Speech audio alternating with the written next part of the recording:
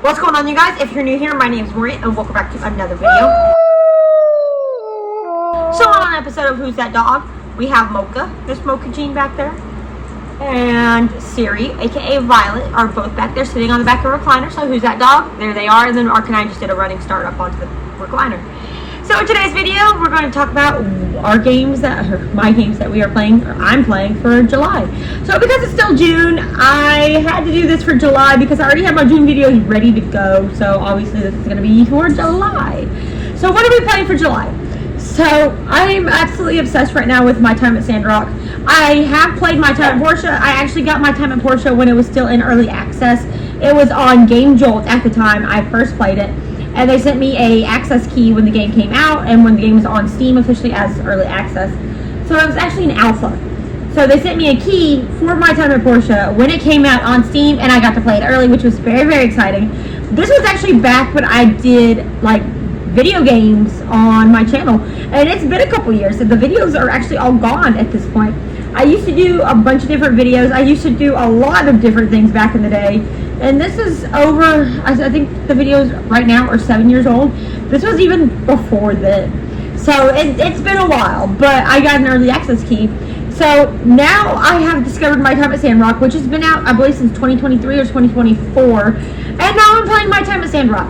I'm absolutely obsessed with this game. It's one of my favorite games. And I don't know what it is, but the game seems more like achievable than it did with My Time at Portia. My Time at Portia just seemed a lot more difficult to achieve things. You know, it took a little bit of time to get adjusted to My Time at Sandrock because that and My Time at Portia are so different. With My Time at Portia, it seemed like an easier like build up to it, but you are overwhelmed with quests and commissions and a bunch of other things that make the game so much more difficult. Where compared to My Time at Sandrock, you don't get like 5 commissions or 5 quests at once.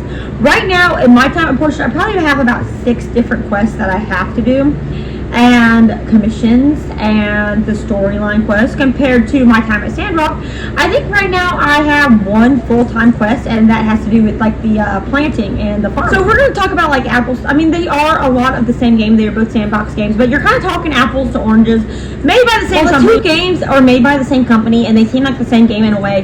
They are both very, very different games with very, very different elements. Now, personally, I like both games. I don't think I have a favorite, but in terms of the Bachelor options, there's a big option in My Time at Sandrock compared to My Time at Portia. So I think that's the biggest thing that makes me laugh every single time when I think about it. And that's one of my favorite things about My Time at Sandrock. Oh my goodness. But overall, it's a very fun game, and it does seem more achievable when you're doing upgrades and building things. I mean, and just making overall different things, it seems like it's much more achievable. I don't know what it is, but it seems a lot easier compared to My Time at Portia. But even then, I am still playing My Time at Portia at the same time. I have not beat that game. I think I've gotten close to beating it. It's been a while since I have played that save file, so I decided to go ahead and start a new one so I could like start over and kind of figure out where I was at. But overall, I like both games, but I'm playing both games, My Time at Portia and My Time at Sandrock. But again, in a way it feels like you're comparing apples to oranges when you compare the 2 games together, and maybe eventually that's something I'll do. But I like both games about equally, aside from, you know, there is a bigger Bachelor option in My Time at Sandrock, and it's a big running joke about the Bachelors and My Time at Sandrock. Compared to My Time at Portia, that's very, very different. Another game we are playing is Hades. So this game is, you repeat the same thing over and over again. It's not, I wouldn't call it a hack and slash. It kind of reminds me of an arcade-based game.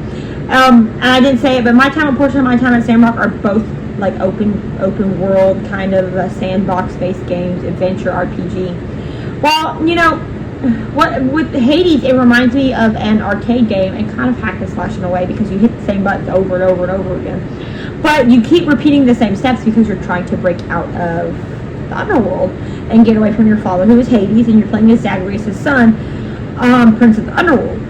So, you know, you're just trying to get out, but you repeat the same thing over and over and over again. And after a while, it does get old. I do get tired of button mashing because that's all you really do is do a lot of button mashing. But the story for me is very enriching. I love doing the story, and there is a romance option in that too between 3 different characters, which is Thanatos, Megara, or who's the Dula, I think is the other one's name. I'm more familiar with Meg and Thanatos. But again, I do like the game, but I have been playing it non-stop, so it does get a little bit of old of the hack and slash and the button mashing. So that's why I picked up My Time at Sandrock as well, is because I got a little bit sick of the button mashing, and I just didn't want to play the button mashing anymore. But I have been enjoying all 3 games quite a bit, and those are the main 3 games I am playing, because pretty soon they will be coming out with new games, which is Borderlands 4 will be coming out, but I think that's in 2026.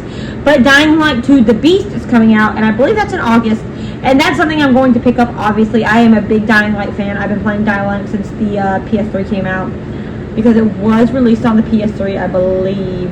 I think I talked about this, but I remember playing it. I played it a lot. It's on the Switch as well as on the PS4. And yes, I believe it was on the PS3 because I did play it with a friend of mine, and all we had back then were PlayStation 3s. And the PlayStation 3 was free to play with other people compared to the Xbox and then the PlayStation 4. So yeah, it was on PlayStation 3, and I am just a big fan of Dying Light and Dying Light 2. You know, who do you think I named Lieutenant Rowe after? Rut-Rowe. Named after Lieutenant Rowe from Dying Light 2.